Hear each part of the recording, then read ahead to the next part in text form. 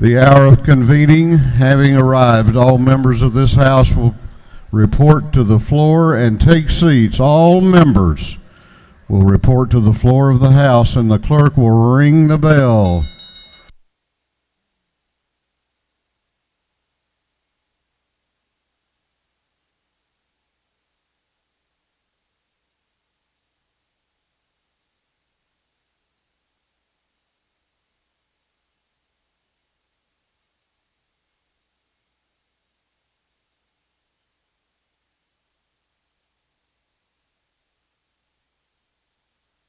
All members will please report to the floor of the House.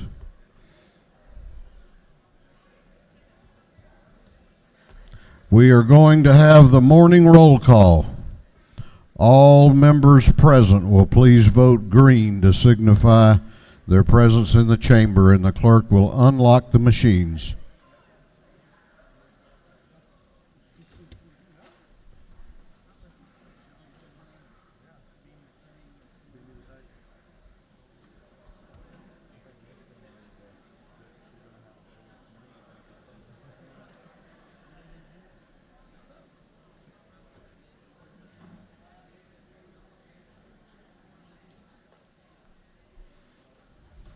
Have all members voted?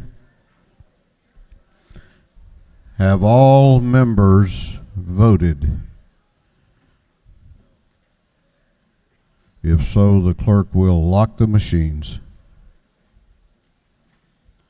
Doorkeepers will please close the doors and keep them closed. Well, good morning, everyone. That's better than yesterday. We're one day closer to Friday, right? We will begin our day today, as we do each day, with scripture reading and prayer by the chaplain, after which we will pledge allegiance to the flag of our country. I'm not introducing the chaplain, but I do have a thing or two I want to say about him. A former member of this body, has served his country and his state, served everywhere he's been with courage and conviction. And I thought it only appropriate that on this day, when we are honoring our friend Chairman Jay Powell, no one else could be chaplain other than the one we have. And yes, I have a confession. He is my friend. He is my friend. He has stood by me when few would, and I don't forget things like that. I could go on and on, but I won't. I will introduce to you the chairman of the House Appropriations Committee, Chairman England, to introduce the chaplain of the day. Chairman England. Good morning, colleagues. Good to see everyone. It would appear that we're starting off a week of pastor lawyers. We had one yesterday, and we've got another one again today. It brings me great pleasure to bring today's pastor of the day, Congressman Doug Collins. I'm going to tell you a little bit about him, and then I'm going to tell you a little bit about him.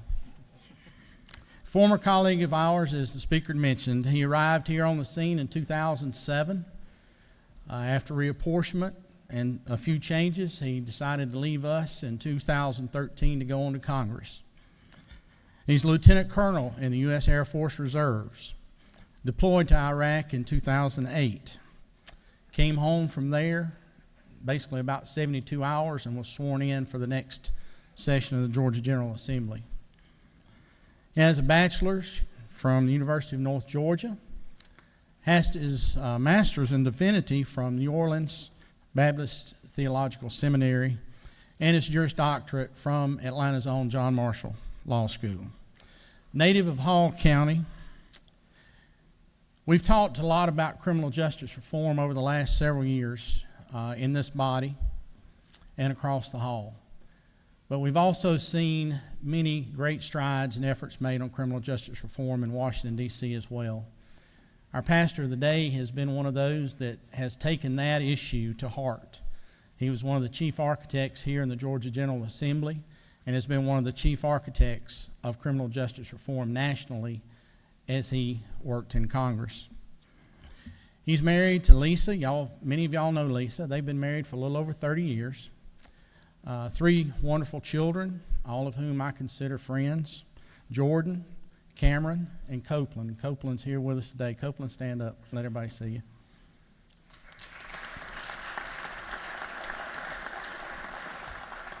He took his height after his daddy.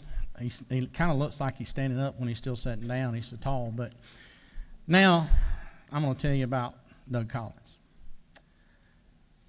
Met Doug Collins after I'd been here for about 2 years, and we quickly became friends. Worked on a lot of things together, a lot of meaningful things together. As the speaker mentioned a while ago, there were times that he stood by him, and there's certainly been times he stood by me. We've cried together, we've laughed together, we've prayed together. Doug served as the Secretary of the Appropriations Committee my first year as chairman, and there were many mornings that he understood and knew the load that was on me that any given particular day, and he would just appear in the doorway and say, "Brother, we need to pray." We would hug and huddle there in my office, and as a good Baptist deacon does, he listens to a good Baptist preacher, pray a prayer, and we did that. He's my fall Saturday afternoon UGA game partner. We sit and enjoy the games together. A lot of folks think that we're in deep conversation about some weighty political matters, but we just act that way so we can watch the game and be kind of left alone. But I can't tell you how proud it makes me of the job that he has done representing Georgia. The way that he has worked across the aisles in Congress, the way he worked across the aisles here in this house. It was evident in seeing him come in this morning, the number of you from both sides of the aisle that went to have your picture made with him and greet him, because he's someone that we seriously all love. We may not always agree on things, but the one thing that I was told 16 years ago when I arrived in this house, this becomes a family. It becomes a brotherhood, a fraternity, a sorority, whatever you want to call it. And when it's all said and done, one of the proudest things that I will be able to say and take home is that I can call Doug Collins my friend, but more importantly, my brother. Ladies and gentlemen, Doug Collins.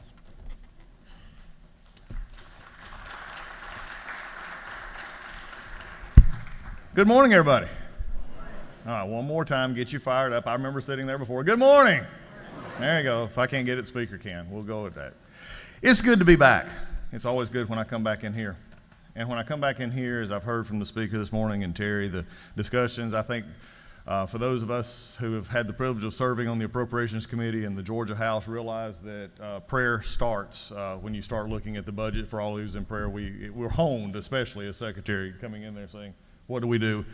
Because we were in those times when things were interesting as we went through this chamber.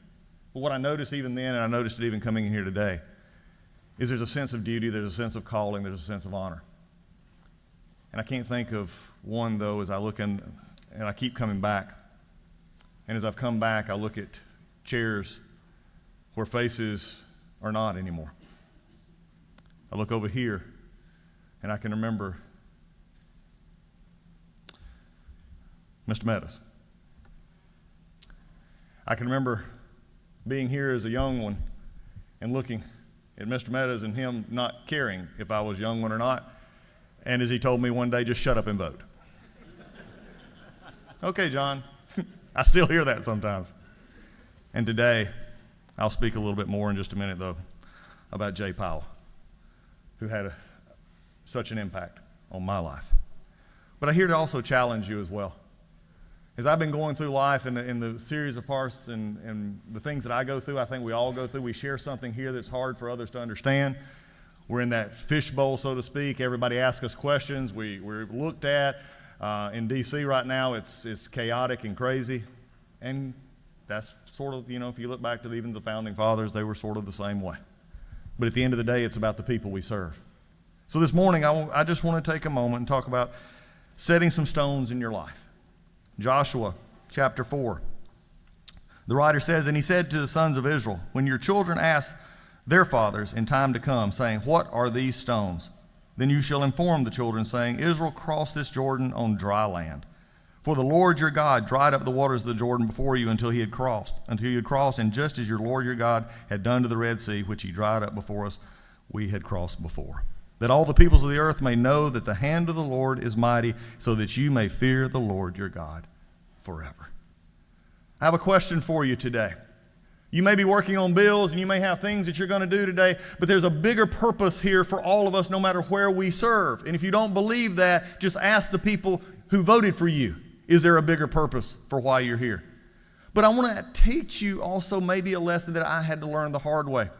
When you're in the midst of it, when you're in the midst of session, when you're in the 40 days, when you're through this state the rest of the time, in your families, in your life, in your businesses, there's something that starts to happen, and it is called the clock in the calendar. Some of you maybe have heard me talk about that, but for personal life, it begins to move forward, and then you all of a sudden turn around. How many of you, maybe in the last 2 weeks, have turned around and said, "Where did time go?"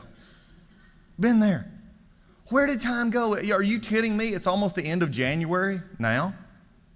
We're in 2020 now. Wasn't it just last year we were doing this or that? And what the children of Israel began to understand and what they had to teach them was to place these stones that they took from the Jordan River when they crossed over, and they put these stones out there to teach us and to teach others that this is what God has done for you. This is how he guided you in times of past. How many times have we needed the guidance for the future when all we really needed to do was turn around and look at our past? Because God is faithful. He never will let us down. I heard this saying a long time ago, God is not mute if we're not deaf. God is not mute if we're not deaf. He speaks to us in many ways. So the questions I have for us today, just simply, what are the rocks in your life? Maybe I'll throw out some suggestions for you. Are there rocks in your family? Have you set the rocks out for your family and your immediate family? For me, that has been a challenge over the last year and a half. I have lost my mother and my uncle, cousins, a brother-in-law.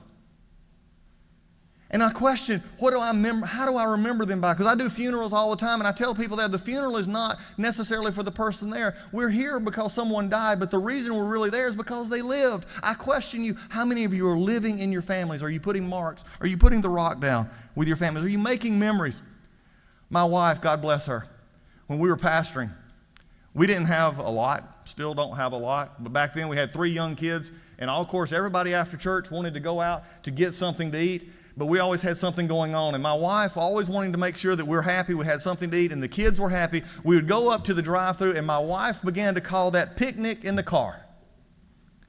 I said, well, okay, if that's what we're going to do. But the kids got into it. She would get into it as picnic in the car. And that was the time when we get a cheeseburger and a Happy Meal and a toy that we threw away by the time we got home. But it was called picnic in the car. And I can tell you today, if I called Copeland, Copeland could talk about picnic in the car. It's a rock. It's something we touched on. It's something we go back to. When life is hard, when it's not going the way you want it to, or maybe it is going the way you want it to, you can go back and you can touch a stone saying, our family came together over a cheeseburger. May not sound holy, but if God's in it, it's all holy. What about your teachable moments? What you believe? Those are rocks in our families. But for some of us in this room, and including myself, there's rocks in our life called mistakes. Mistakes that we made, things that we should have said and we didn't say, or things that we did say and we should have said apologies. And in my case, I had to just real recently because I said something was wrong and I apologize for it. That's a rock in my life. Is it a painful rock? Yes. But it's a rock in our life. Each of us have those rocks. Don't hide your mistakes. What I see so many times in people, you want to move on from your mistakes. We're told, move on and forget them. Don't forget them, learn from them. If you're not making mistakes, you're not doing anything. If in this body you've never made a mistake, I question why you're here. Because if you're not making mistakes, you're not trying. I tell my interns and folks who work for me all the time, bloom where you're planted. And if you're not trying, if you're not making mistakes, then you're missing the rocks that God, I believe, is trying to teach us with. Friends and work for here. Are you making those rock moments? Are you stacking them and remembering the things in work that has taught you, the things that God has given to you? Are you counting your blessings, as the song goes? Name them one by one. Those are rocks that keep us going. But here's the point that I want each of you to realize today. I was here before and I've heard this before, so I'm going to try it. I know we like to do this. Look to your left. Look to your right. See, I went left first, okay? Come on. Give me a break. Yeah, some of y'all will catch that on the way home tonight. I know you will. Al, I tried. Okay. But what I want to tell you is the rocks now are in this room. The rocks that I want you to focus on the most today are in this room. And for me, I can go back to teachers, Miss McCall in social studies in North Hall High School, who instilled in me that you can do things, that you can grow beyond where you're planted. You can grow out of North Hall High School and do whatever you want to do. That I'm just a trooper's kid from North Georgia who is now having the ability to address this body this morning. We can come a long way when people believe in you. Miss Mary, who worked for me for 11 years, just passed away recently at Chicopee Baptist Church. Everybody needs a Miss Mary in their life. Miss Mary was that one. She was a good bit older than me, and as a young pastor, I would come in and I'd have those good ideas. How many of you got pastors who have good ideas? Bless them. Just pray for them. If we go to, and also cut the conference budget. Don't let them go to conferences. They come back with these ideas, and I'd come back with ideas, and Miss Mary, quietly, in her own little way, she'd come back and she'd say, well, Doug, that's a really good idea, but I think we need other things to do. The bust, the bubble, and I would just go, okay. But then, when she knew I was trying, she was always that one behind me that I never had to turn around to wonder if she was there. It's mentors in our life. It's John Meadows, as I spoke of earlier. It's Penny Houston, who sent me. I'm going to get through this. I went to Iraq as a member of this body. I told a former member, Tom Graves, sitting right back there in the back, that I was going to Iraq. Didn't know what was going to happen. Leaving my kids and wife, we went. And I remember one night, I had been out because I worked the nighttime on the flight line. And I came back in and there was a package for me.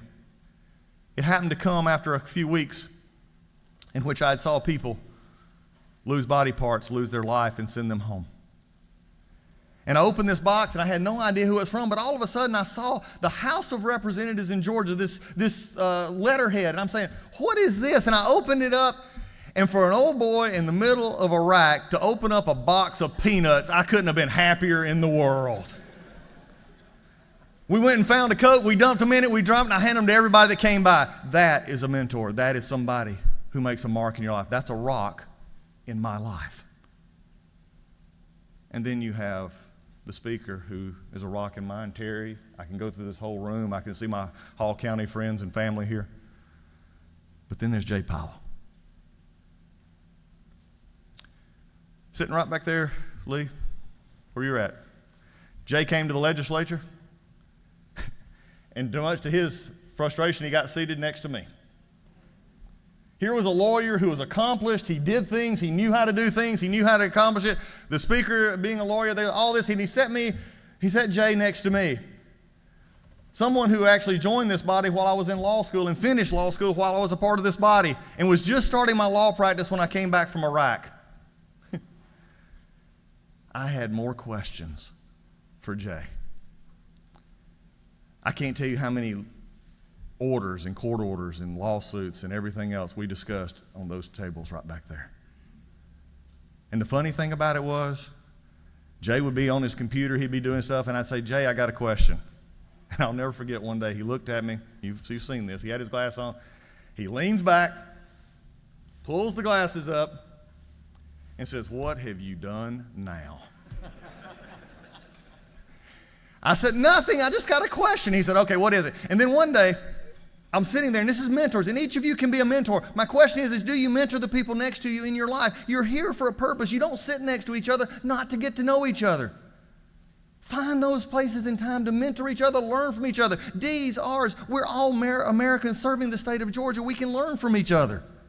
And Jay Powell, thank goodness, taught me. One day, we had one of those long days. We had a full day. And he finally said, I was trying to write a lawsuit. It was a complaint that I was writing. And I was messing it up every time. And Jay was patient. He kept going. He said, no, you got to write this. So I finally handed it to him. And about 5 o'clock, we had not got a supper break. He finally looked at it. He said, do you have the paper? I said, yes. He said, hand it to me. He took the papers that I was working on, took them to his desk right next to me, and he began to write in long form. the whole way out. He then turned around after 30 minutes and he said, "Here, copy." He was through talking, but his words spoke volumes. Jay Powell, chairman, father, friend, mentor. When I come into this body and I think about things like we just have talked about, I think about those who have affected me. I think about the fact that there are seats that will turn over and there'll be new people here and that not any of us are promised another day. But my question for us is the old proverb, Chinese proverb said that everywhere we go, we're like pieces of chalk. We leave a mark where we go. So my question for us is our legacy. They'll all be excited about you being here, and people will be happy that you're their representative. But at the end of the day, are they putting a rock down and remembering what you put into them? Is your mark making a mark on them, just as each other should be making a mark on each person here? When you remember that, you remember God has given us each more gifts than we can take. The only question is will we remember those seated next to us and those that we serve outside this body to say, thank you, and I remember where I've been because it determines where I'm going. God bless you. Would you pray with me?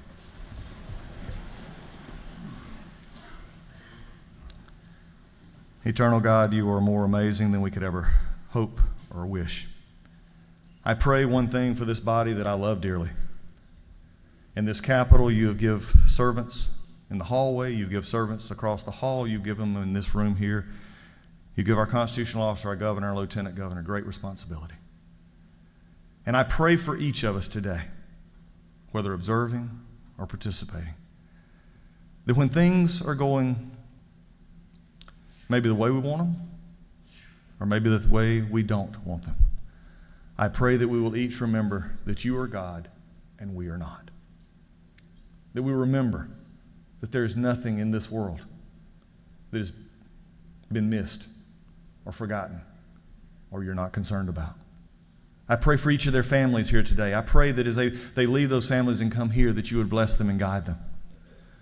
I pray that you would give them moments and rocks in their lives that they can point to their children and their grandchildren, their nieces, their nephews, their husbands, their wives, their partners, and everybody that they come in contact with, that they can know that where they have been helps guide to where they are going, and that you are always calling us to you. Father, we love you more than we could ever imagine, even when we don't admit it. Give us peace today. And in the moments of silence, simply yell at us, because you're not mute when we're not deaf. Let us hear from you. And thank you for the memories of those that have touched our lives. And for this one, thank you for Jay. I am better because of him and what you have done through him. For this is in Christ's name we pray. Amen. I pledge allegiance to the flag of the United States of America and to the republic for which it stands, one nation under God, indivisible, with liberty and justice for all. Doorkeepers will unlock the doors.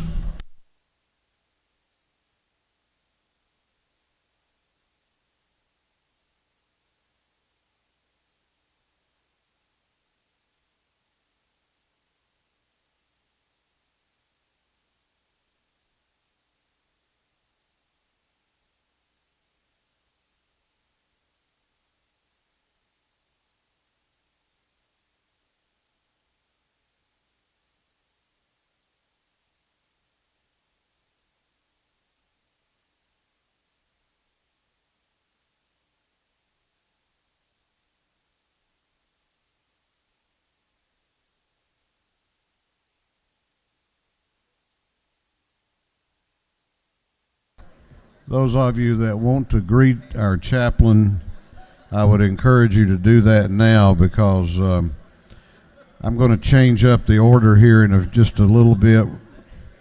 We're going to do a special tribute before morning orders today. Chair recognizes the chairman, Chairman Hogan, the chair of the Committee on Information and Audits. Thank you, Mr. Speaker.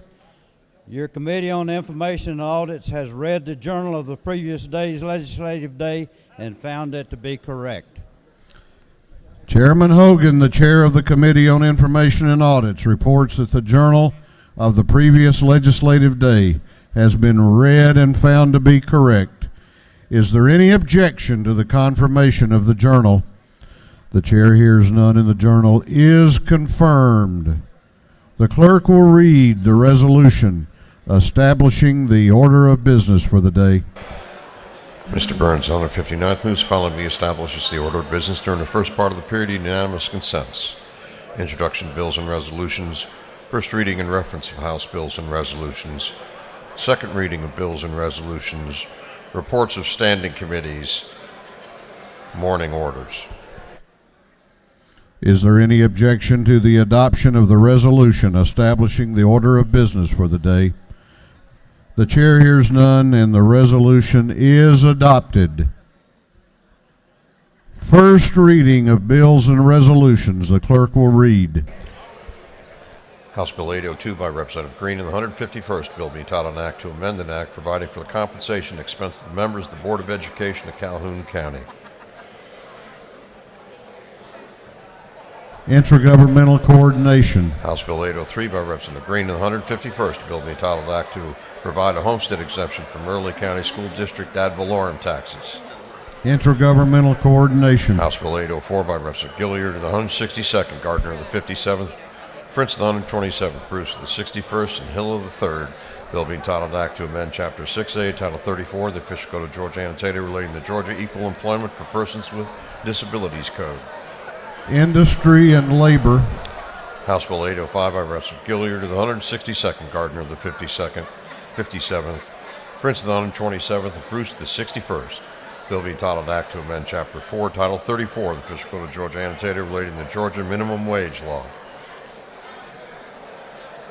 Ways and Means.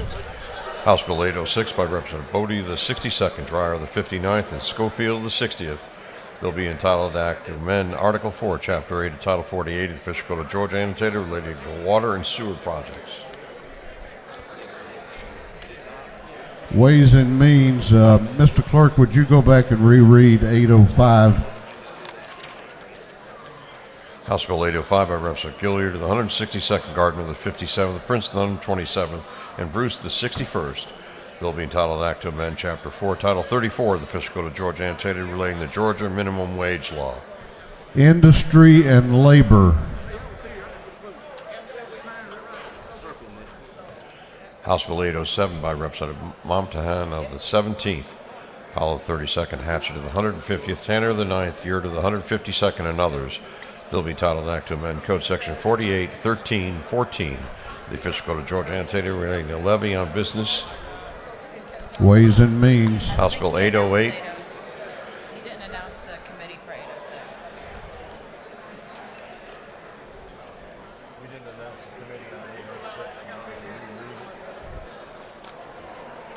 House Bill 806 is assigned to Ways and Means.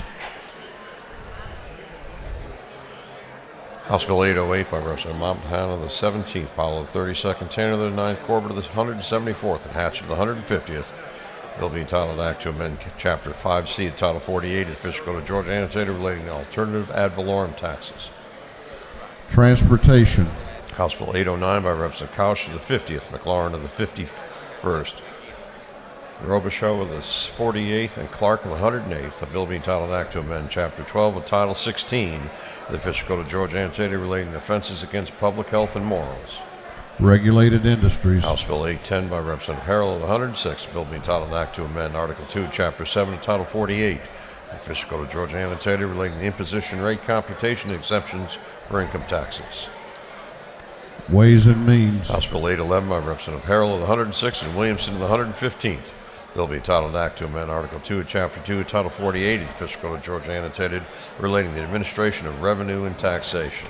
Ways and Means. House Bill 812 by Representative McLeod of the 105th. Bill being titled an Act to amend Chapter 2 of Title 21 of the Official Code of Georgia annotated relating to elections and primaries generally. Governmental Affairs. House Bill 813 by Representative McLeod of the 105th, Robichaud of the 48th, Holly of the 111th, McLean of the 100th, Clark of the 108th, and others. Bill being titled Act to amend Chapter 4 of Title 49 of the Official Code of Georgia annotated related to public assistance.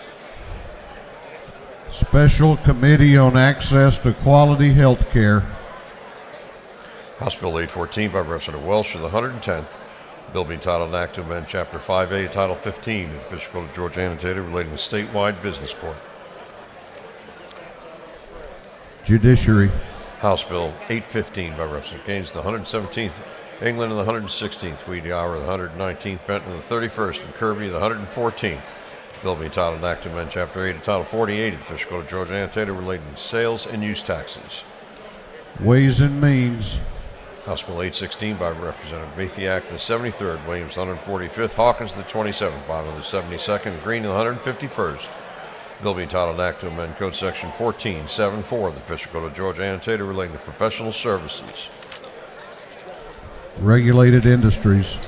House Bill 817 by Representative Fleming of the 121st, Lott of the 122nd, Newton of the 123rd, and McCall of the 33rd. Bill being entitled an Act to amend an act providing for the election of the members of the Board of Education of Columbia County. Intergovernmental Coordination. House Bill 818 by Representative Welsh of the 110th, Williamson the 115th, Hawkins the 27th, Gravely the 67th, Caldwell the 20th. Bill being entitled an Act to amend Chapter 38 of Title 50 of the Official Code of Georgia annotated related to compact for a balanced budget. Interstate Cooperation. House Bill 819 by Representative Parker of the 101st, Hitchens of the 161st, Williams of the 168th, Blanton of the 75th, Wynn of the 89th, and others. Bill being entitled an Act to amend Article 2, Chapter 5 of Title 40 of the Official Code of Georgia annotated relating to the issuance, expiration, and renewal of licenses. Motor Vehicles. House Bill 820 by Representative Tanner of the 9th, Smyrie of the 135th, Carpenter of the 4th, McCall of the 33rd, Powell of the 32nd. Bill being titled an Act to amend Article 3 of Chapter 2 of Title 32 of the Official Code of Georgia annotated relating to officers in the Department of Transportation. Transportation. House Bill 821 by Representative Buckner of the 137th, Green of the 151st. Bill being titled an Act to amend Title 47 of the Official Code of Georgia annotated relating to retirement and pensions. Retirement. House Bill 822 by Representative Gamble of the 15th, Scoggins the 14th, Kelly the 16th. Bill being titled an Act to amend an act providing for the Board of Education of Bartow County. Intergovernmental Coordination. House Bill 823 by Representative Gaines of the 117th, Jones of the 47th, Lott of the 122nd, Reeves of the 34th, Weediauer of the 119th, and others. Bill being titled an Act to amend Code Section 16.546 and 40.5.151 of the Official Code of Georgia annotated relating to trafficking of persons for labor or sexual servitude. Motor Vehicles. House Resolution 933 by Representative Bodie, the 62nd, Gravely, the 67th, Bruce, the 61st, Collins, the 68th, and Alexander, the 66th. A resolution creating the House Study Committee on Homeowners Associations. Special Rules. House Resolution 934 by Representative Harrell of the 106th and Welsh of the 110th. A resolution proposing an amendment to the Constitution so as to provide that the governing authority of any county or consolidated government shall be authorized to adopt an alternative method of appraisal. Ways and Means. House Resolution 935 by Representative Tanner the 9th, Trammell the 132nd, Smyler the 135th, Carpenter the 4th, and McCall the 33rd. A resolution creating the Georgia Commission on Freight and Logistics. Transportation. That completes first readers. Second reading of bills and resolutions. The clerk will read. House Bill 743 by Representative Mitchell of the 88th, Carpenter of the 4th, Hill of the 3rd, Kirby of the 114th, Jaspers of the 11th, and others. A bill relating to post-secondary education. House Bill 786 by Representative Welch of the 110th, Douglas of the 78th, Rutledge of the 109th, Hawley of the 111th, Mathiak of the 73rd, and others. A bill relating to the number of judges of superior courts. House Bill 787 by Representative Ballinger of the 23rd, Jaspers of the 11th, Powell of the 32nd, Montana of the 17th, LaHood of the 175th, and others.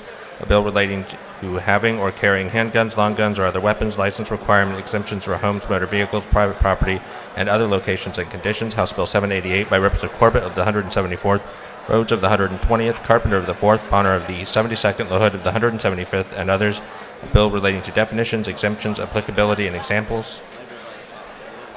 House Bill 789 by Representative Newton of the 123rd, Jones of the 47th, Hatchett of the 150th, Gaines of the 117th, Widower of the 119th, and others. A bill relating to accurate provider directories. House Bill 790 by Representative Smith of the 133rd, Powell of the 32nd, Harrell of the 106th, Carpenter of the 4th.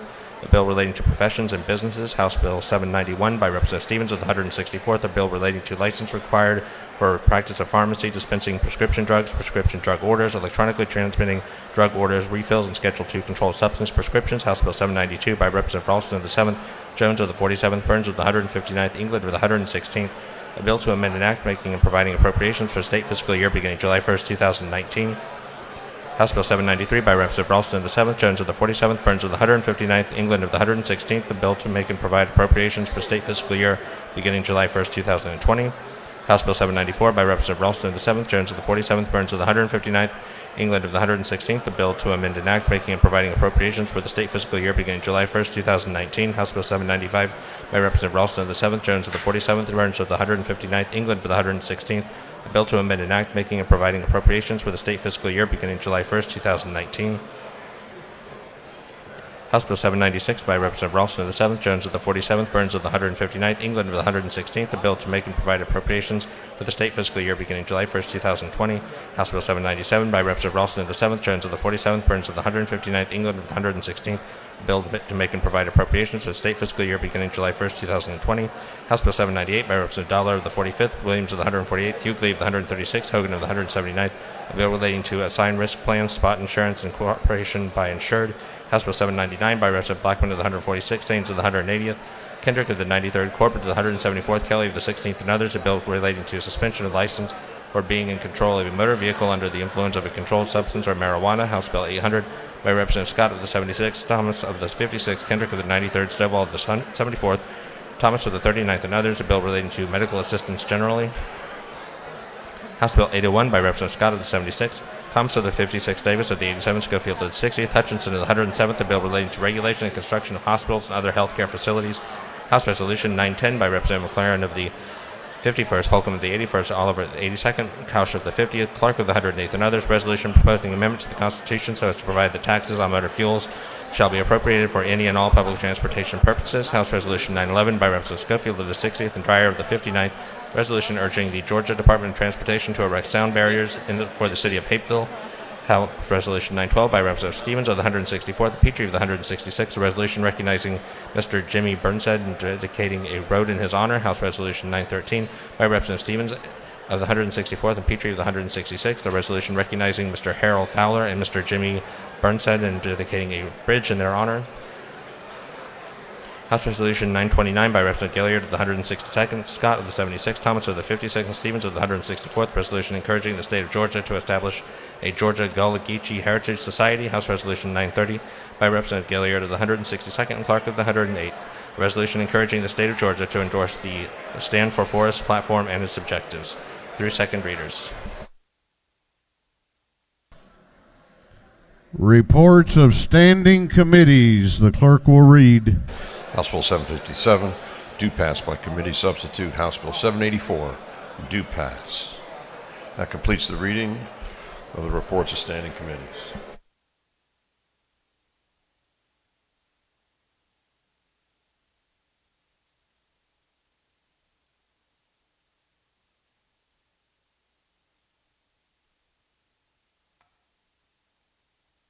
This House will come to order. I want to ask each member in here to take their seats.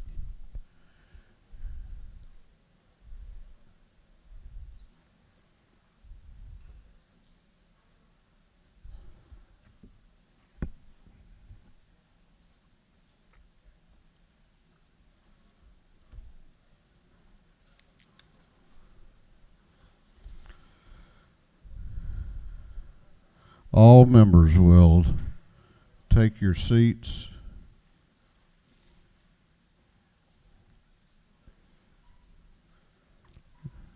Going to ask Representative Bentley to join me at the podium. Clerk will read the text of House Resolution 961. House Resolution 961 by Representative Ralston the 7th Burns, the 159th Jones, the 47th Hatchett, the 150th Kelly, the 16th, and others. A resolution dedicating the Ways and Means Conference Room under the jurisdiction of the House of Representatives to Representative Alfred Jackson J. Powell, Jr., and for other purposes. Whereas the state of Georgia mourns the loss of one of its most distinguished citizens with the passing of Representative Alfred Jackson J. Powell, Jr. on Tuesday, November 26, 2019. And whereas Representative Powell was born on November 18, 1952 in Quitman, Georgia, a beloved son of the late A.J. and Mary Powell. And whereas a member of the State Bar of Georgia, he practiced law with his long-term business partner Bill Irwin in Camilla, Georgia, and he served as judge for the Municipal Court of Camilla, as president of the Mitchell County Bar Association, and as a member of the Mitchell County Law Library Board of Trustees and the Georgia Institute of Continuing Legal Education Board of Trustees.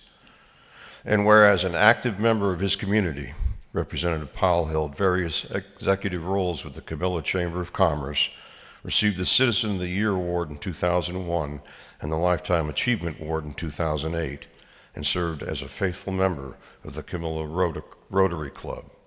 And whereas a dedicated and venerable public servant, Representative Powell served as mayor of Camilla from 1996 to 2007.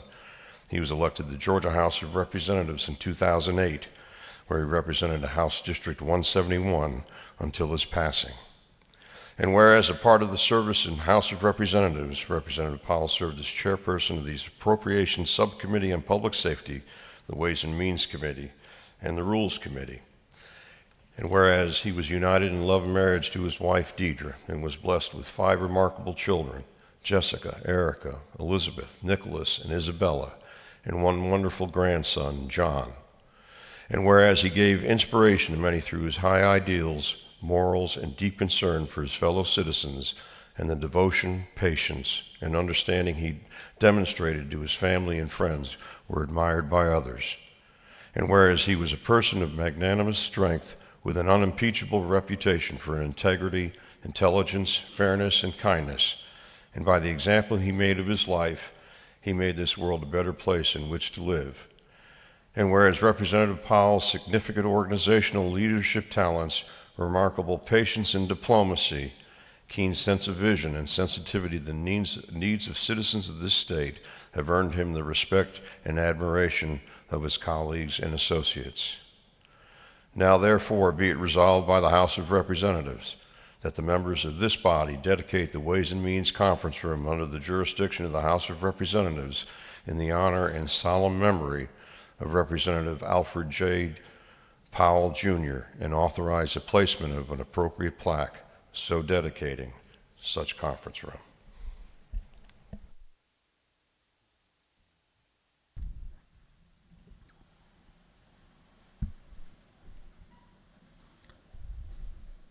They say that time is the great healer of wounds and hurt.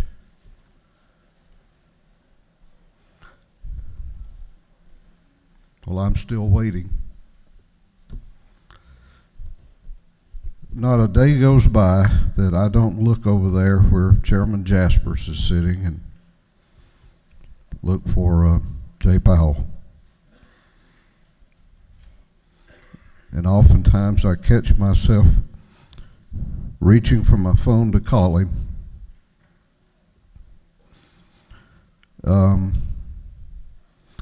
I know we have celebrated his life at an amazing homegoing in Camilla back in late November. And I have never seen as many members of this body at a service like that in my years here. both parties. He would have liked that. Jay thought that working across the aisle was what we all ought to do. He thought that was a good thing. We've made it a bad thing. And we're no better for it. But we are better because he touched our lives and he touched this house and this state. Jay Powell was just a good man, a great leader. I told the people, the congregation down at Camilla that day, and I may have said it in this body, you know, we have reached a point that my dad never would have dreamed we had got to when you have to tell people how principled you are. He never had to do that. You just knew it. And he had a strong sense of right and wrong. Because he would tell me what it was, and if sometimes I was on the wrong side of those messages. But we're here today to honor his family and also to dedicate the Ways and Means Conference Room. I'll tell you why we're going to do that. Because he loved that committee. When John Meadows passed, I was struggling with who am I going to get to be a rules chairman, because that's a unique position. You don't make any friends there. I think Dean Smyrie would agree with me. You probably made more since you left there, haven't you?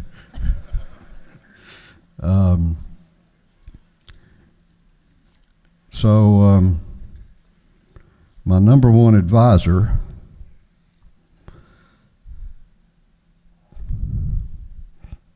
said one morning, you know, I don't know what you're worried about. The perfect guy for the job is Jay Powell. And I said, he wouldn't leave Ways and Means if I drug him out from down there. She said, I don't know, you might want to call him.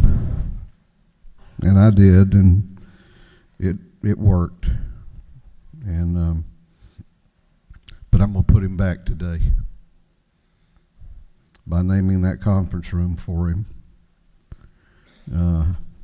He would like that. He probably wouldn't like us to put Alfred Jackson on the plaque, though, would he, Deidre? I was thinking of that when the clerk was reading the resolution, but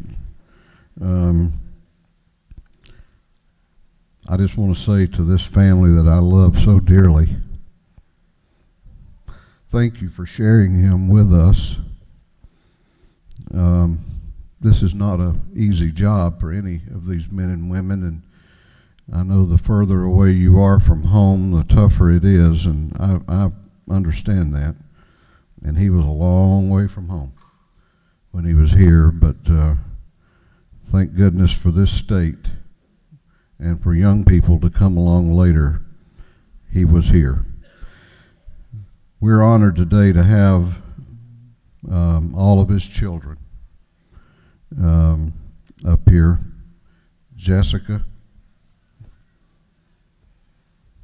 Elizabeth, her husband, Parker. Y'all didn't bring John with you, did you? Okay. And Erica, Nicholas, Isabella, and Deidre, his wife. And I just want to say on behalf of the house how much we love him and we love y'all. Thank you very, very much. Before I recognize Deidre, who wanted to say a few things, and I have no idea what she's going to say, I want to recognize Representative Bentley, who has a presentation to make.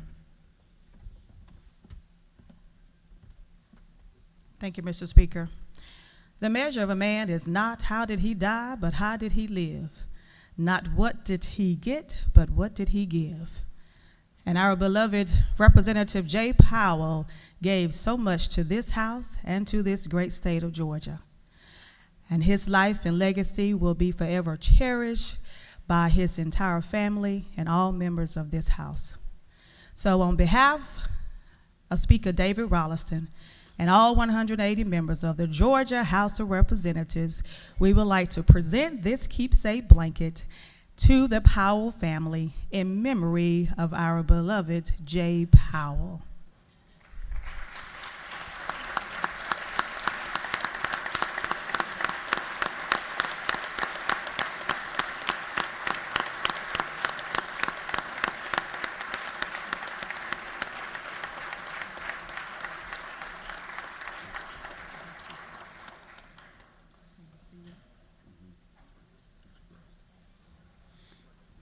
Thank you. Thank you very much, Representative Bentley. It is my distinct honor and a personal pleasure to introduce and first to present House Resolution 961 to Deidre Powell on behalf of the Powell family, and to recognize her to say a few words to the House. Deidre Powell.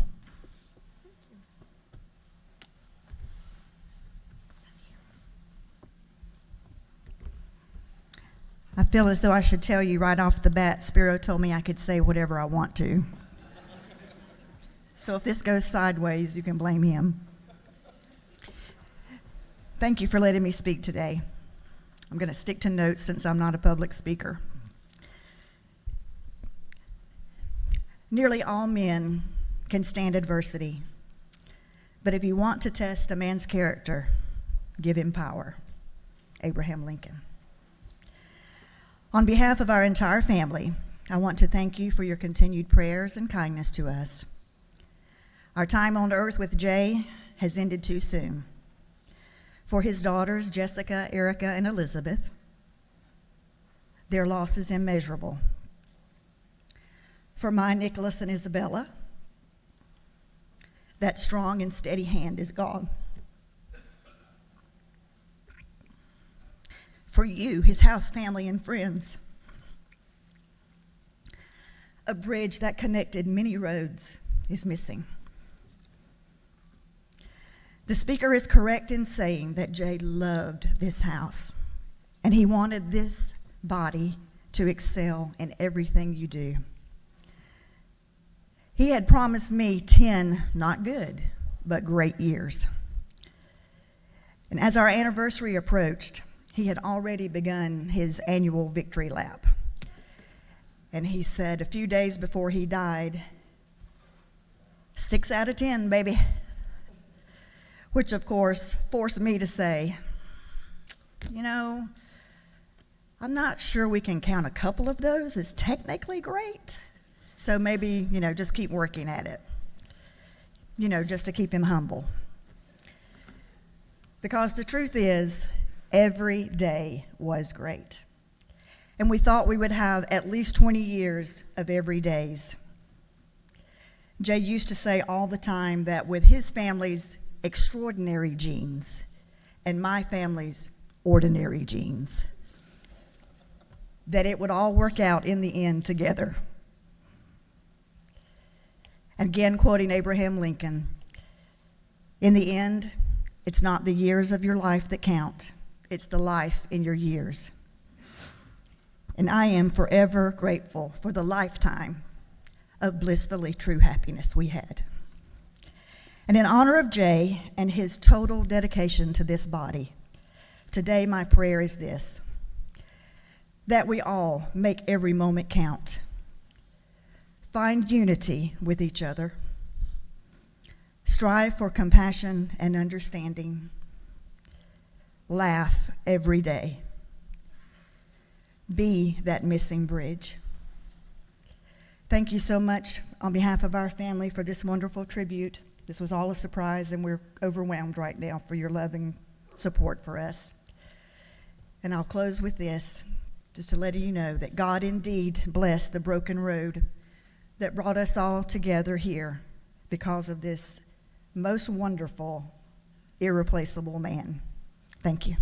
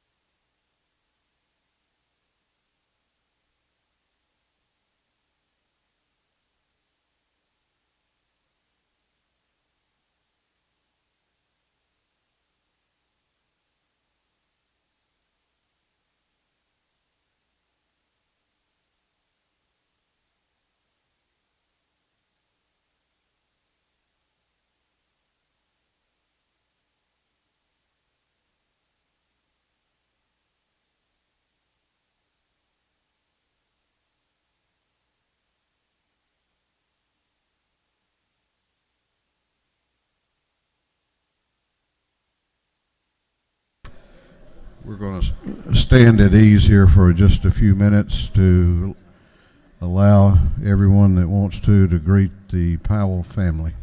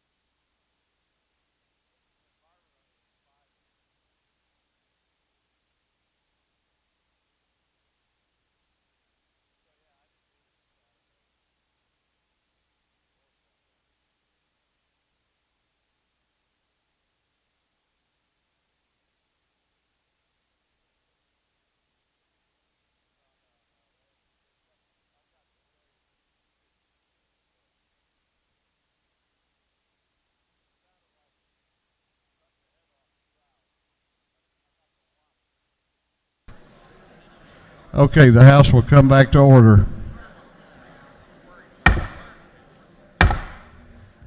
House will come back to order. We're going on to morning orders. Going on to morning orders.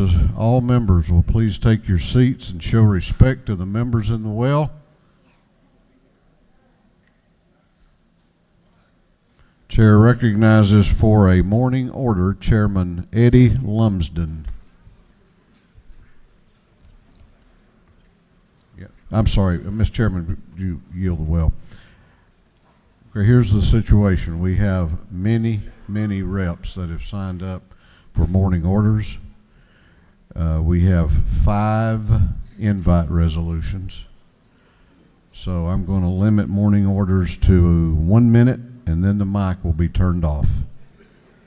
And that will be applied on a bipartisan basis, without respect to where you live or anything else. Chairman Lumsden. Good morning, colleagues. Yesterday, an Air Force E-11A surveillance plane crashed in Afghanistan with 5 crew members on board. While details on the crash are still forthcoming, we want to send over our thoughts and our prayers to those loved ones and those serving with them. Will you stand with me for a moment of silence to honor those brave airmen?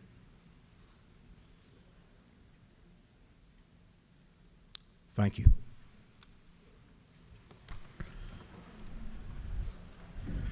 Chair wants to recognize on the floor of the House, apparently we have, this must be homecoming day here in the House. Congressman Collins, we have former Representative Melvin Everson's here.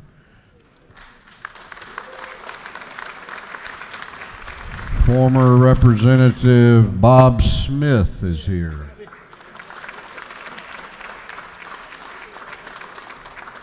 Former Representative Amy Carter is here. Chair recognizes for a morning order Chairman Bonnie Rich.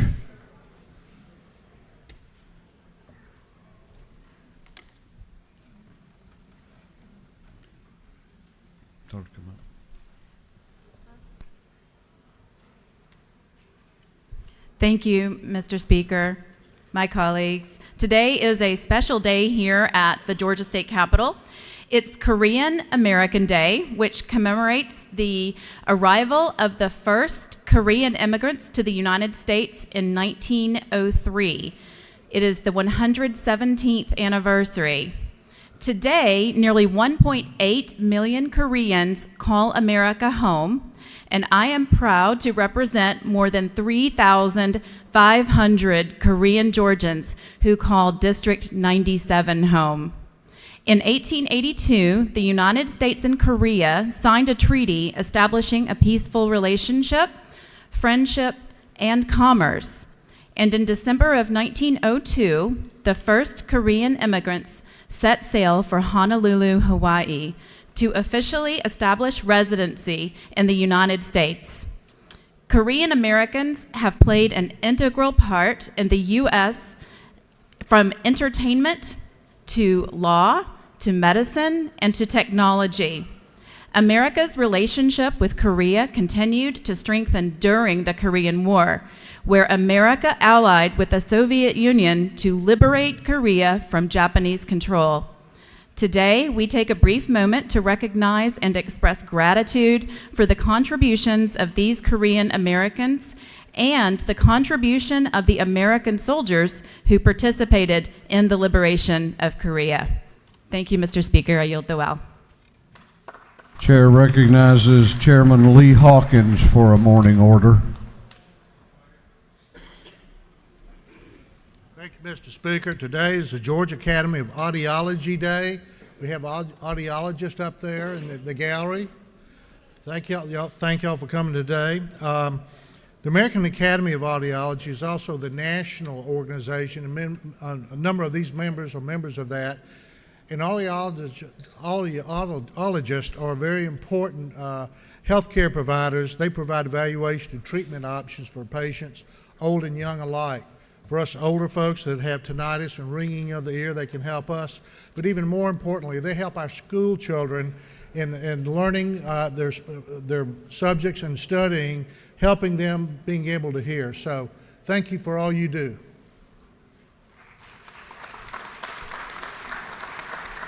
Chair recognizes Chairman Shaw Blackman for a morning order. Thank you, Mr. Speaker. Fellow members, please join me in welcoming the Georgia Speech Language Hearing Association group, as it is their day here at the Capitol. Would you please stand up and let us thank you?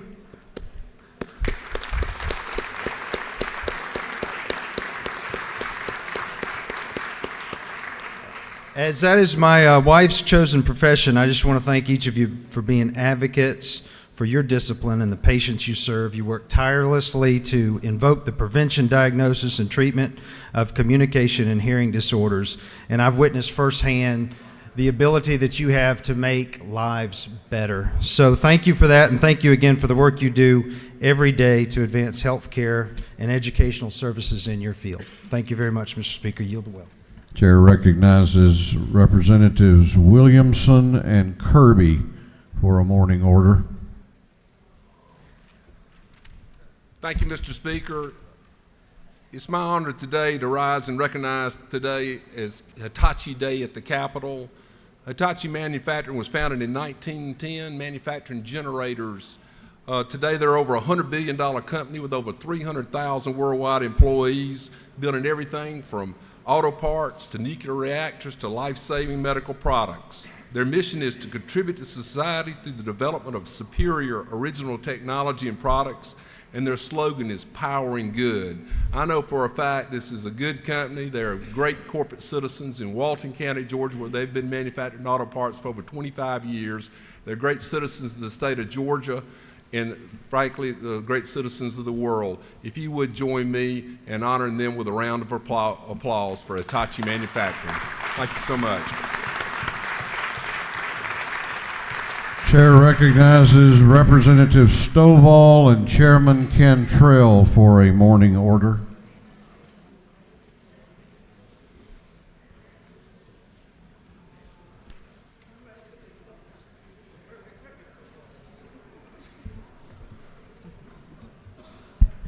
Thank you, Mr. Speaker and members of the House. We're excited during the last week of January because it's National School Choice Week worldwide. And I'm wearing my yellow scarf all this week in recognition of it. We celebrate giving parents access to the best K through 12 education options for their children, to include traditional public, online, public charter, magnet, private, and homeschool. Georgia has made advances in giving families options. Thank you, Mr. Speaker. Chair recognizes Representative Glanton for a morning order.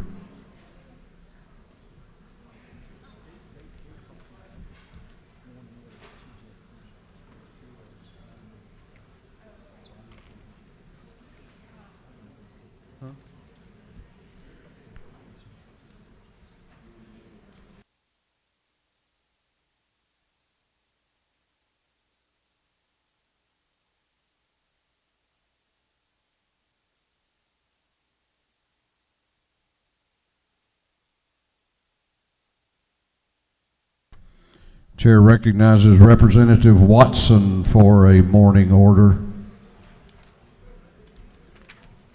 Thank you, Mr. Speaker. I'll be really brief, but before I get into my official morning order, I need to tell my wife happy anniversary.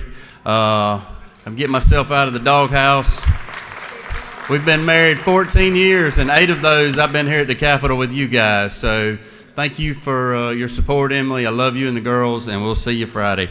But today is Georgia Economic Developers Association Day at the Capitol. The Georgia Economic Developers Association is one of the leading organizations for economic development professionals in the southeastern United States. GEDA serves as a resource for economic development professionals and as a strong voice on issues affecting policies and regulations on industry here in Georgia.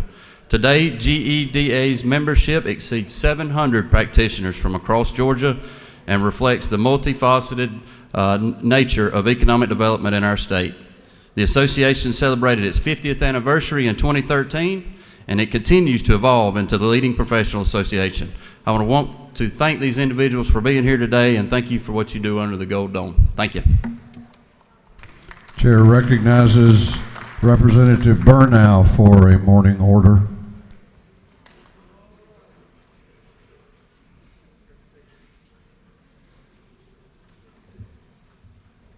Thank you, Mr. Speaker. Today I rise to wish my brother, Kevin Hammonds in Detroit, happy birthday.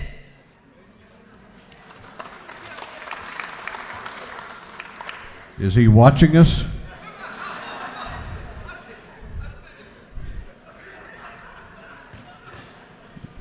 Started to say it must be a slow day in Detroit if he's watching us.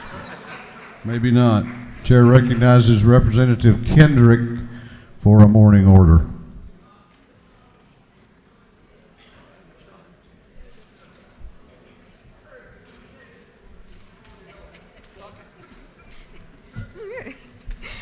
Good morning, Mr. Speaker. Good morning, colleagues. I'm giving you your black fact for today, because every day is a day for Black history, and I want to talk to you about the Tulsa race riots, also known as Black Wall Street Massacre, that took place from May 31st to June 1st of 1921. And this riot began over a Memorial Day weekend after a 19-year-old Dick Rowland, a black shoe shiner, was accused of assaulting Sarah Page, a 17-year-old white elevator operator at the nearby Drexel building. And what ensued was a fight between the black and white residents. About 10,000 black people were left homeless, and property damage amounted to more than $1.5 million in real estate and $750,000 in personal property, equivalent to about $32.25 million in 2019. In 1996, 75 years after the riot, a bipartisan group in their state legislature authorized the formation of the Oklahoma Commission to study the race riots of 1921. Thank you. That's your black fact for today, and I'll see you next time. Chair recognizes Representative Holly for a morning order.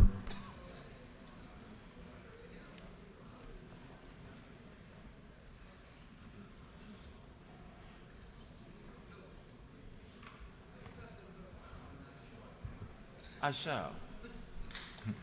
Thank you, Mr. Speaker. Rise today to commemorate the 100-year anniversary for the city of Stockbridge. This once sleepy bedroom community, it began from assembling of local settlers seeking to organize near the East Tennessee, Virginia, and Georgia Railroad, originated from what was originally Old Stockbridge, 300 miles north, and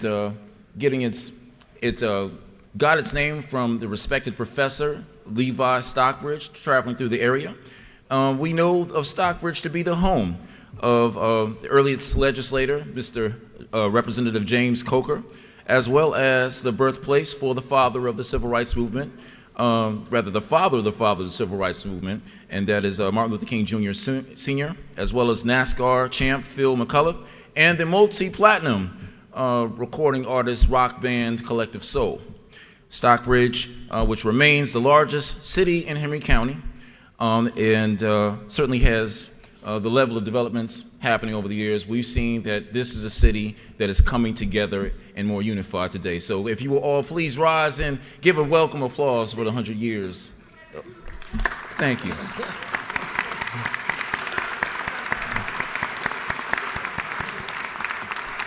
Chair recognizes Representative Hutchinson for a morning order.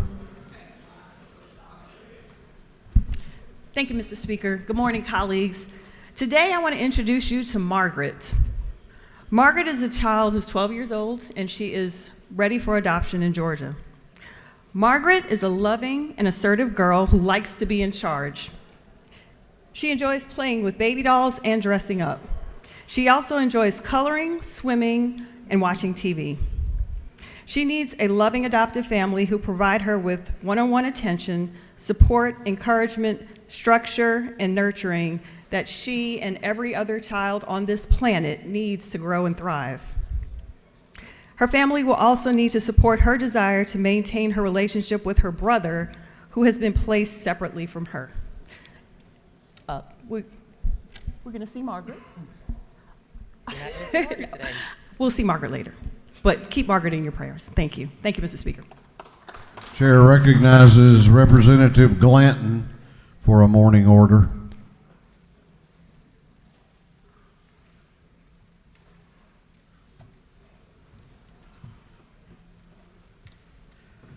Thank you, Mr. Speaker. Ladies and gentlemen of the House, good morning. I rise this morning with my colleagues who represent districts with large populations of Korean Americans. Included in this group are the co-sponsors of the official resolution recognizing and commending the Korean American community that will be presented by Representative Sam Park and others later this morning. As the author of the resolution, I recognize my co-sponsors, Representative Sam Park, Representative B. Nguyen, and Representative Brenda Lopez Romero. Also joining us this morning is Representative Al Williams and our Chairman, Bill Hitchens, who both served in Vietnam. On your desk this morning, you should find a designer silk pouch. Inside that pouch is a decorative Korean tradition motif pin brooch. It's nice. This gift is compliments of Dr. Lee Shreve of the Mission Agape and members of the Korean American community. We hope that you would wear the brooch or pass it on to someone who will. Ladies and gentlemen of the House, would you join us in welcoming members of the Korean American community, including members of the Korean American Vietnam Veterans Association, who fought bravely alongside American military men and women in the Korean War and the Vietnam conflict. Would you please stand?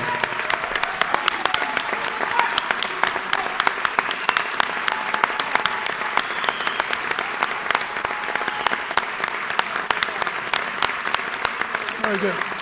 Very good. Ladies and gentlemen, thank you very much. Mr. Speaker, thank you very much. Kamsahamnida. Chair recognizes Representative Allen for a morning order. Thank you, Mr. Speaker. First of all, I have to say happy birthday to my mom. But also, today is Addiction and Recovery Day at the Capitol. Substance use disorder and mental illness affect millions of individuals of all races, ethnic backgrounds, and genders, as well as their families and friends.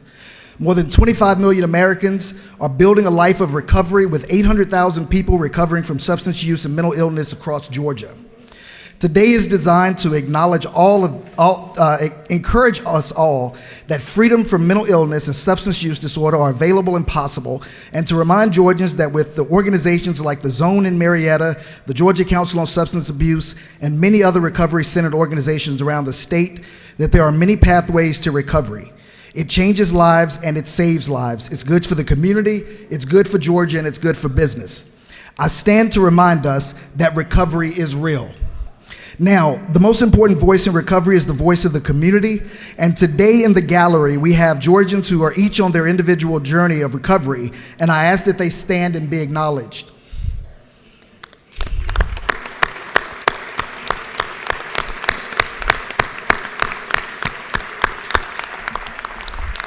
And lastly, on your desk, there's a replica of a joint federally funded campaign between the Department of Behavioral Health and Developmental Disabilities and the Georgia Council on Substance Abuse that was designed to combat stigma. Around the state, these billboards were placed, as well as commercials, to encourage people to seek treatment and to embrace their recovery journey. So please enjoy that gift, and Mr. Speaker, thank you for a yield the well.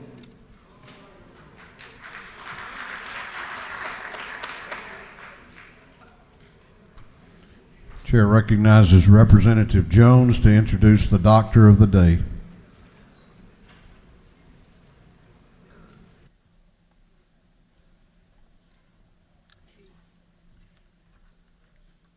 Thank you.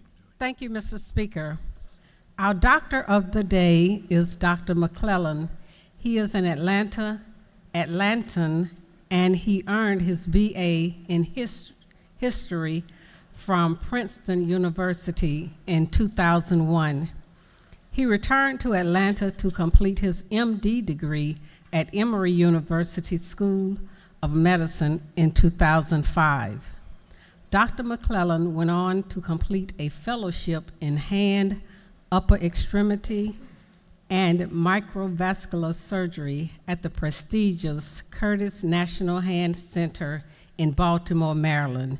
He continues to participate in orthopedic research and holds the title of adjunct assistant professor at Emory University. Please welcome our Doctor of the Day, Dr. McClellan.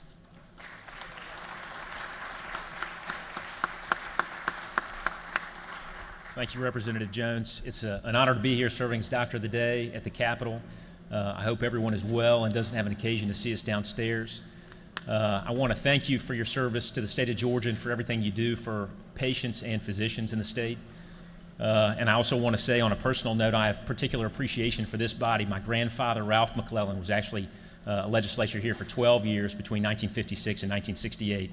And I'm told, second row on the right, second or third chair in was his spot. So thank you for everything you do, and thank you for having me today.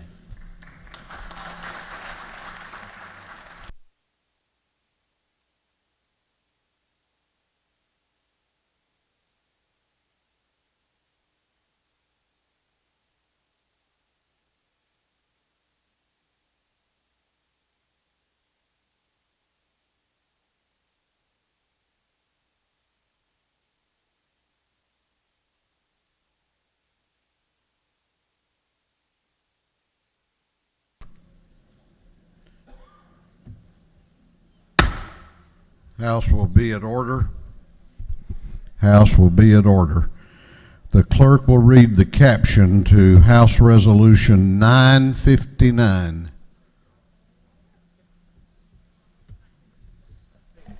House Resolution 959 by Representative Gamble of the 15th, Stevens the 164th, Rogers the 10th, Burns the 159th, and Smith the 133rd. A resolution commending the Georgia House of Representatives and the Georgia Economic Developers Association on their efforts to improve the economic development climate of the state of Georgia and for other purposes.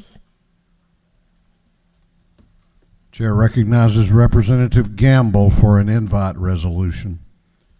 Well, thank you, Mr. Speaker. Members of the House, we're honored today, as you know, today's Economic Development Day, and we certainly don't take that for granted.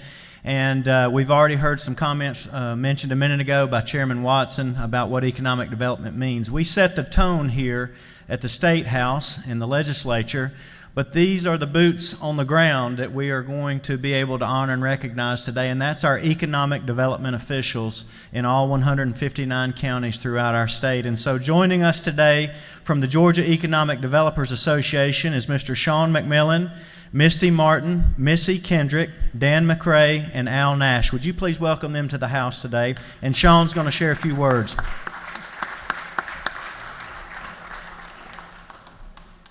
Thank you, Representative Gamble.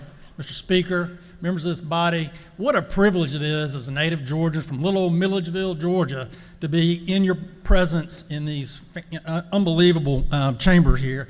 I just want to say thank you very much for all that you do to enact sound policy for the Georgia Economic Developers Association, 700 members in our fantastic state that have made Georgia the #1 place in which to do business now for 6-7 years in a row.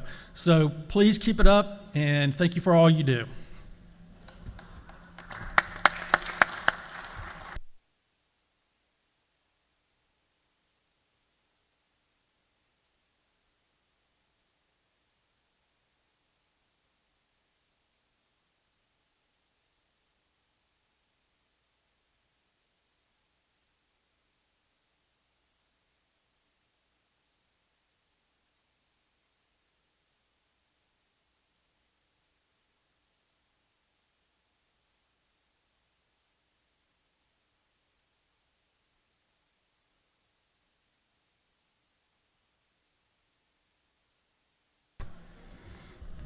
Clerk will read the caption to House Resolution 960. House Resolution 960 by Representative Reeves, the 34th, Lumpson of the 12th, Cantrell of the 22nd, Perkle of the 155th, and Dubnik of the 29th. A resolution commending and congratulating Dr. Angel Cabrera as the 12th president of Georgia Tech and for other purposes.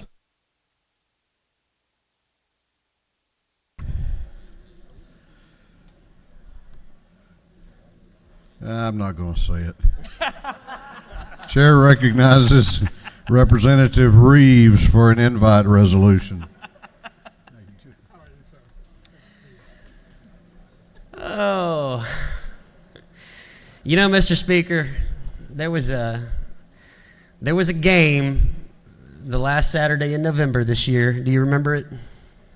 If you call it a game. You know, we looked good in the first half, but it didn't go the way we wanted. And I just want to say something. In 2002, when that last game in November occurred, and we were on the wrong side of a 51-7 score. I actually, and a lot of you in this room know this, but I quit wearing the color red. I swore off a primary color because of that game. And this year, as I sat there in the fourth quarter and watched, and something really devastating happened. It was 52-7, and so I didn't know what to do. I already swore off a primary color. And so I actually had some people recommend to me that maybe I should start wearing red again after that. I don't know what to do, but that was rough. But we looked good in the first half, and we're coming back around, Mr. Speaker, I promise.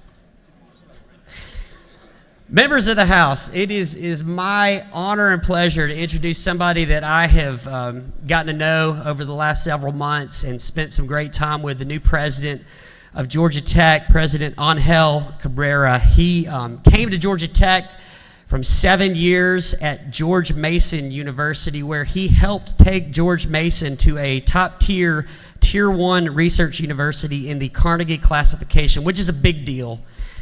Prior to that, he had been at other schools and was the dean of the business school in Madrid. He has been named the Young Global Leader by the World Economic Forum, a Star of Europe by Business Week. He serves on the board of the National Geographic Society and the Federal Reserve Bank of Richmond, and has also been active with the Georgia Tech Advisory Board for some time.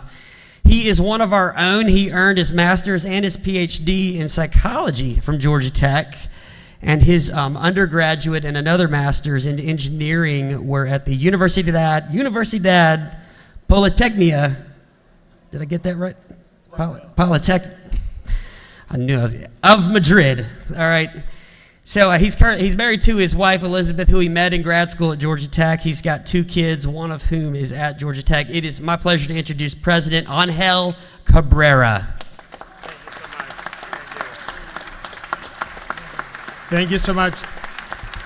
Thank you, Representative Reeves, and thank you, Speaker Ralston. Thank you, all the members of the House. What an honor to stand before you. What an honor to be back at Georgia Tech, where my career started 28 years ago. This is a dream come true.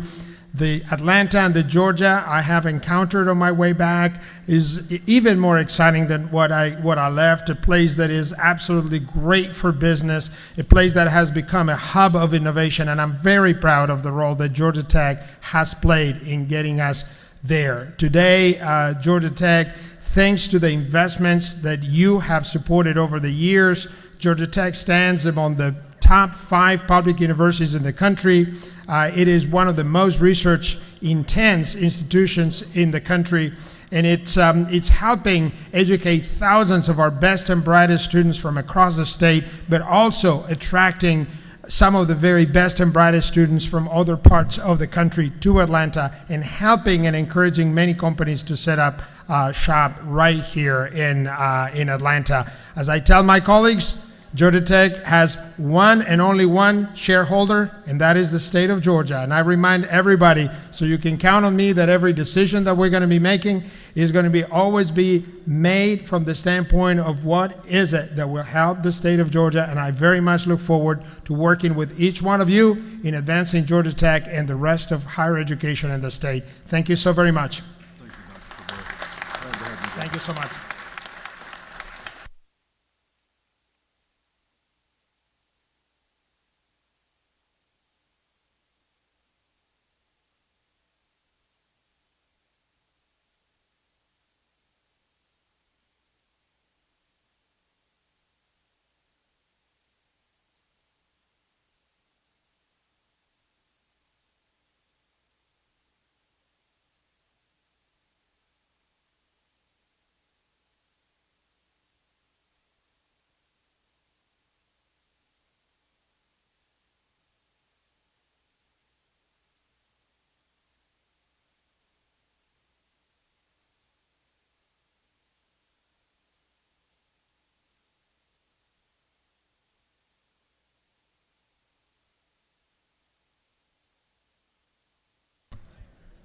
I want you to look what can happen sometimes. You try your best to raise kids up right.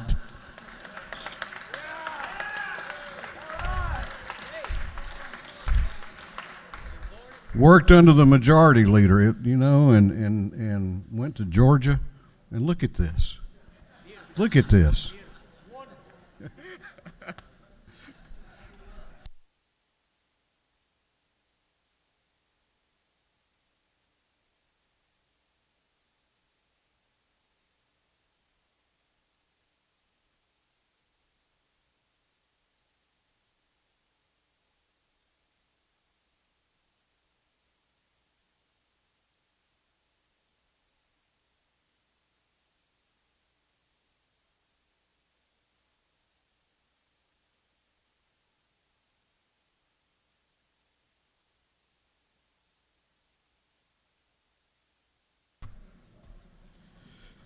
Clerk will read the caption to House Resolution 956.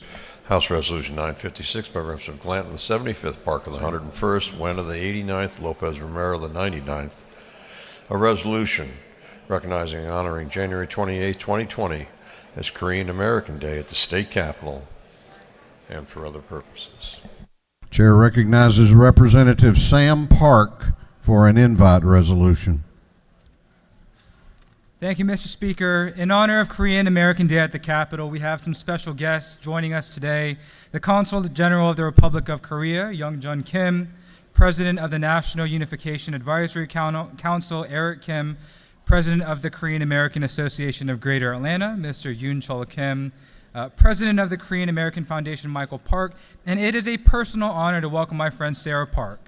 Sarah was recently recognized by the President of South Korea, Moon Jae-in, for her efforts to promote peace on the Korean Peninsula and to serve the Korean American community. I hope y'all would join me in giving a warm welcome to Sarah Park, who will share a few brief remarks.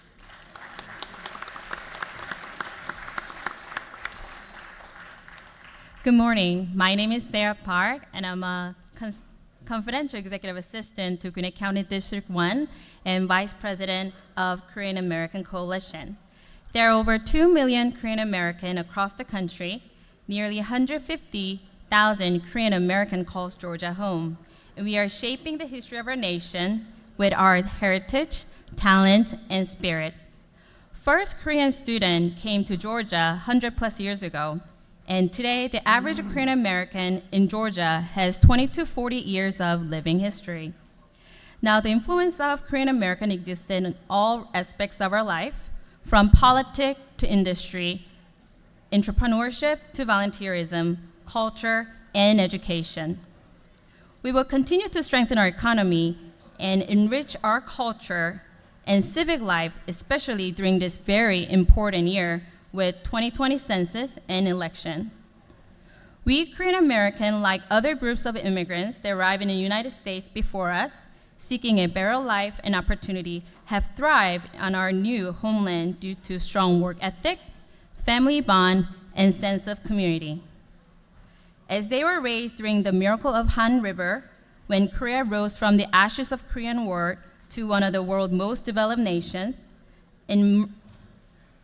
Korean immigrants established a home in a new land through resilience, tenacious effort, immersed sacrifice, which became the bedrock for their children and future generation of a Korean American and Georgia. Thanks to our shared values, which include heritage, equality, and faith, we can be the bridge to work together and across the aisle. All life matters. Everyone is welcome here. Korean American comes from all walks of life, and together we can make Georgia #1 for small business while extending Southern hospitality to all.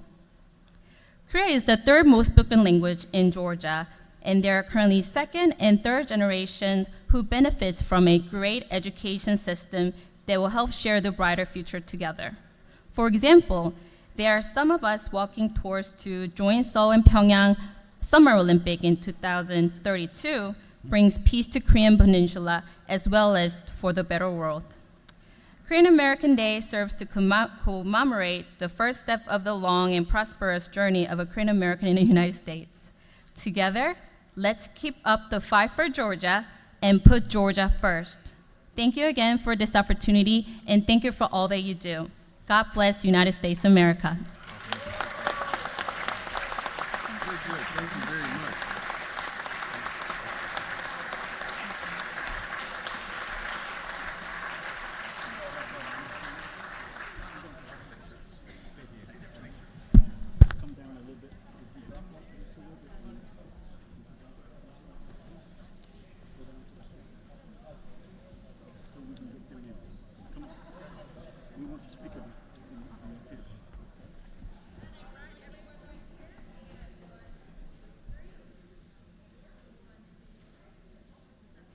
Thank you all very much. Thank you, sir. Sarah, great job. Michael, good to see you. Good job, sir. Thank you, Mr. Thank you, Mike. Clerk will read the caption to House Resolution 890.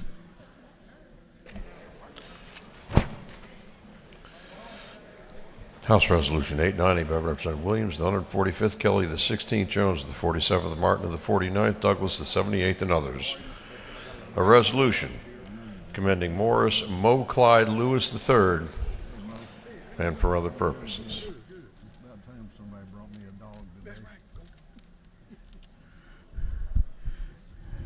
Now, this is more like it. It's more like it. You're going to find out in a minute that there's a reason we have some of these invite resolutions. Chair recognizes Representative Rick Williams for an invite resolution. Thank you, Mr. Speaker. You know, it's a good view up here, Mr. Speaker. I don't get up here very often, but it's a nice view. I won't. You know, I know there's a lot of Georgia fans in this house, and it's my pleasure and honor to bring to you a former Georgia Bulldog that went on to much better, greater things. Mo Lewis, and my sheriff is going to come up and introduce him and talk about him a little bit, but he played Georgia from 1987 to 1990. Played 13 years for the New York Jets as a linebacker and started every game. He was named to the Jets All-Decade Team of the 1990s and named to the Jets All-Time Greats Team in 2019. Sheriff, will you mind stepping over? It's all right, Mr.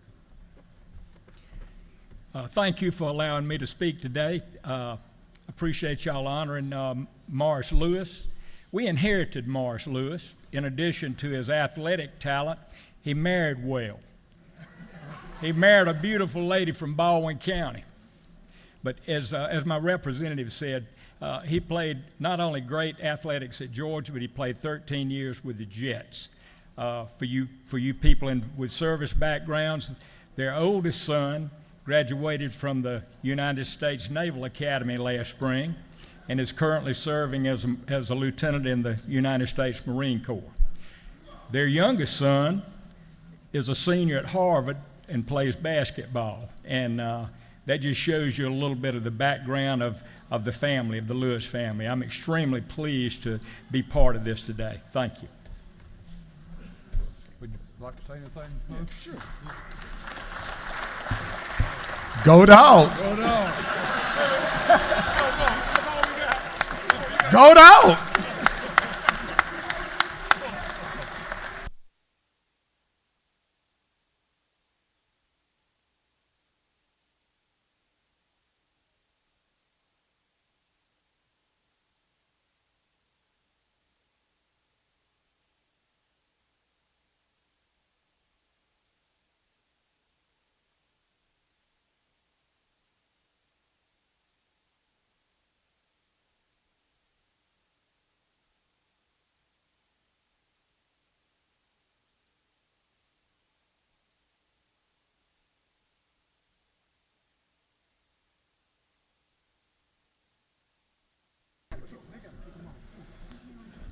Clerk will read the caption to House Resolution 949.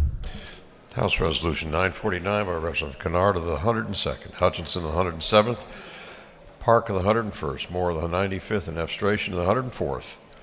A resolution commending Carinza Wing on her 30 years of service to Gwinnett County Public Schools and for other purposes. Chair recognizes Representative Kennard for an invite resolution. Collins Hill High School is a very bright light in the Gwinnett County Public School universe. It's a world-class school and a world-class system. Those kind of results do not happen in just a vacuum or randomly. They're the results of effective leadership. Carinza Wing, the principal of Collins Hill High School, is a leader of leaders, and everybody knows it. In 2019, she was awarded Principal of the Year for Georgia, and in 2020, she represented Georgia as the National Principal of the Year. She was recognized earlier this morning over at the Senate. It's our turn now. Would you help us welcome Carinza Wing?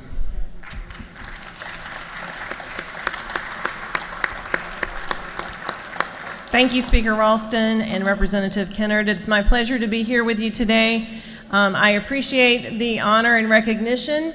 I am very excited about being the national representative of principals for public schools around the country this year and being able to represent the great state of Georgia. I have with me today a few of my students and my daughter Kaya, Kwaise Borland, Megan Grooms, and Kodai Takano. They are some of our student leaders at Collins Hill and represent a wonderful group that I have. I want to personally thank you for what you do for the public education here in the state of Georgia.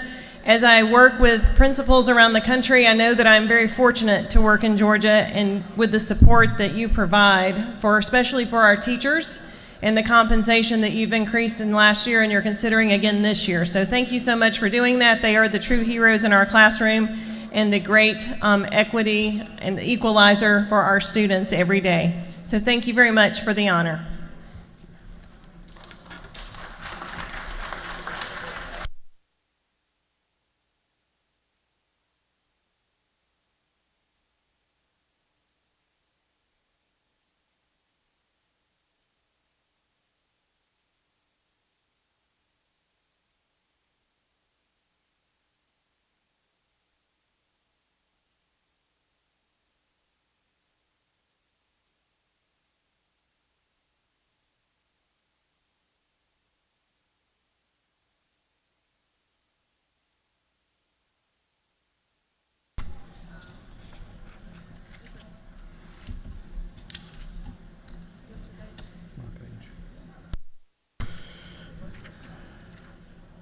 Clerk will read the caption to a group of privileged resolutions.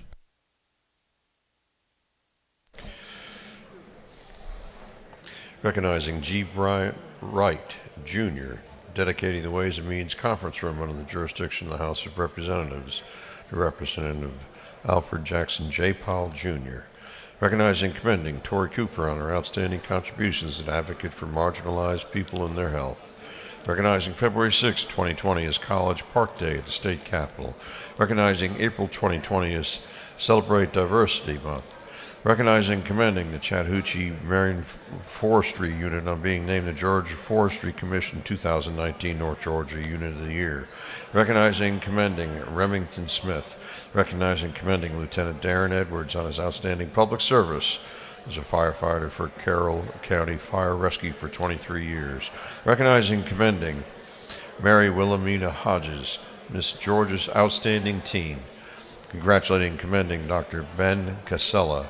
Commending the Yoruba tribe and recognizing February 6, 2020 as Yoruba Day at the state capitol. Recognizing and congratulating St. Joseph's Candler Health System's African American Health Information and Resource Center. Commending Spirit of Sharing Incorporated for its contributions to Barrow County. Recognizing January 29, 2020 as Sickle Cell Day in Georgia. Congratulating and commending the American Automobile Association School Safety Patrol Program on its 100th anniversary. Honoring the life and memory of Wick Chambers. Honoring the life and memory of Alan Frank Rippons. Honoring and commending the firefighters of Georgia and recognizing February 4th, 2020 as the 48th Annual Firefighters Recognition Day at the Capitol. Congratulating and commending Mary Frances Early. Recognizing February 4th, 2020 as Equine Youth Day at the State Capitol. Congratulating the McIntosh High School's competition cheerleaders for winning the 2019 GHSA 5A State Cheerleading Championship. Recognizing and commending R. Darrell Gay, Ph.D., for his years of distinguished service to the citizens of Georgia. Recognizing February 4th, 2020 as X and Y Chromosome Variations Awareness Day at the State Capitol. Commending and congratulating Graham Hodges Hill. Commending and congratulating Christopher Nate Daniels. Commending and congratulating James Talmadge Britton. Commending and congratulating Hudson Park Russell. And for other purposes, that completes the reading of the privileged resolutions.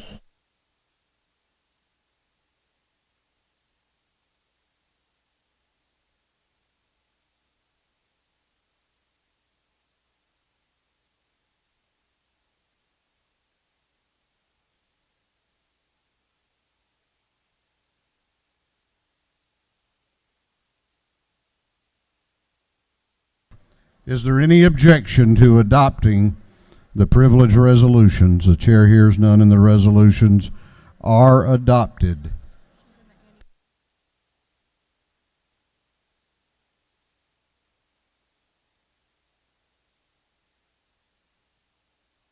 If you have signed up for an announcement, be making your way down to the front of the chamber.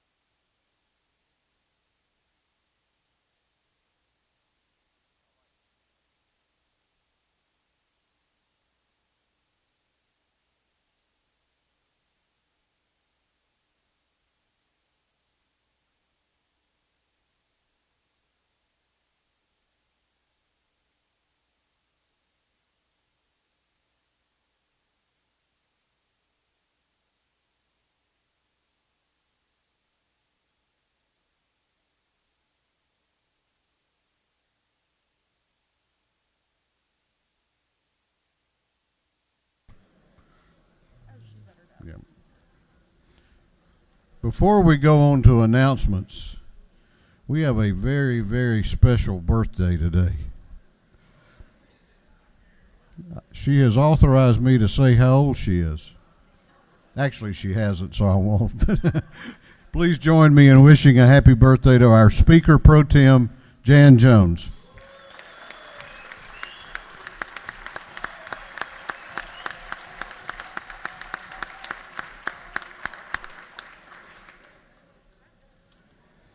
Chair recognizes Chairman Richard Smith for an announcement.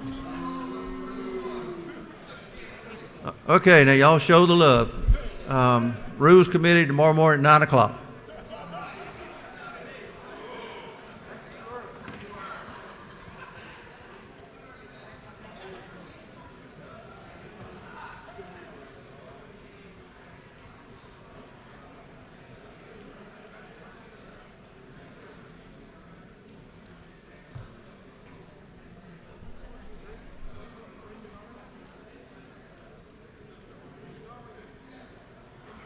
Chair recognizes Chairman Benton for an announcement. Thank you, Mr. Speaker. Wanted to remind all the members of the House Retirement Committee, there'll be a meeting today at 2 o'clock, room 515, CLOB.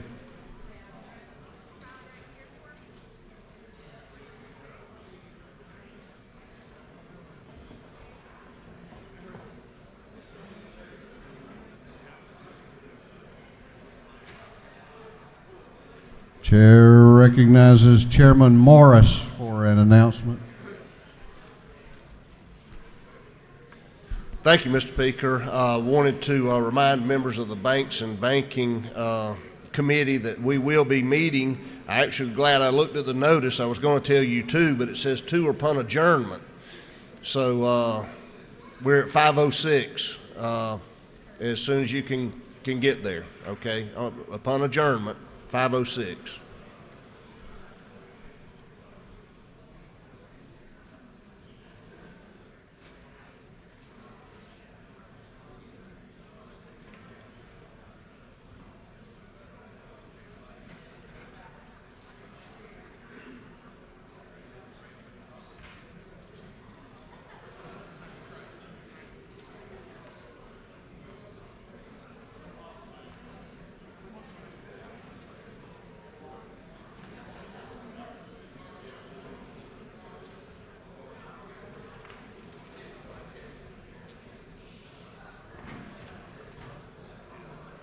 Chair recognizes Chairman Ballinger for an announcement.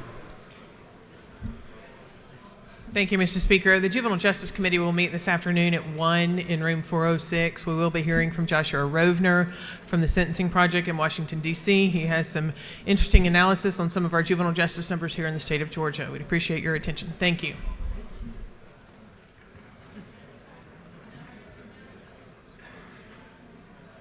Chair recognizes Representative Dickerson for an announcement. Thank you, Mr. Speaker. The Women's Legislative Caucus will be meeting in room 514. Upon adjournment, 514, we will be serving lunch. Thank you.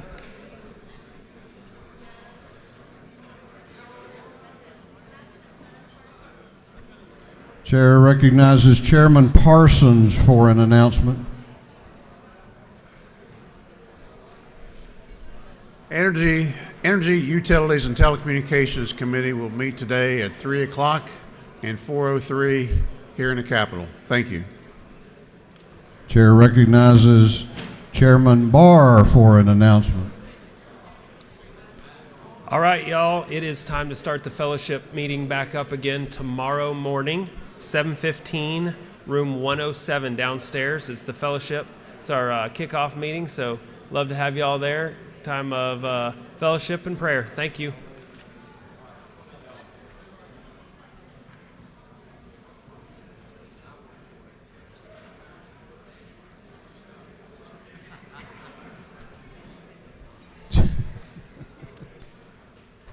Chair recognizes Chairman Cooper for an announcement. Thank you, Mr. Speaker. Health and Human Services will meet today for our first meeting at 2 o'clock in room 606 in LOB. Health and Human Services today at 2. Thank you.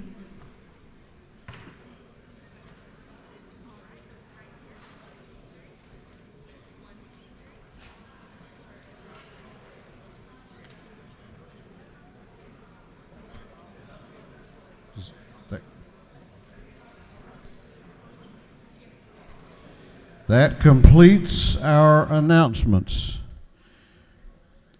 Chair recognizes the Majority Leader of the House for a motion. Mr. Speaker, thank you for properly honoring our colleague today. I'm sure that his legacy will be remembered for many years here. Mr. Speaker, I move that this House stand adjourned until tomorrow, Wednesday, January 29th, 2020 at 10 a.m.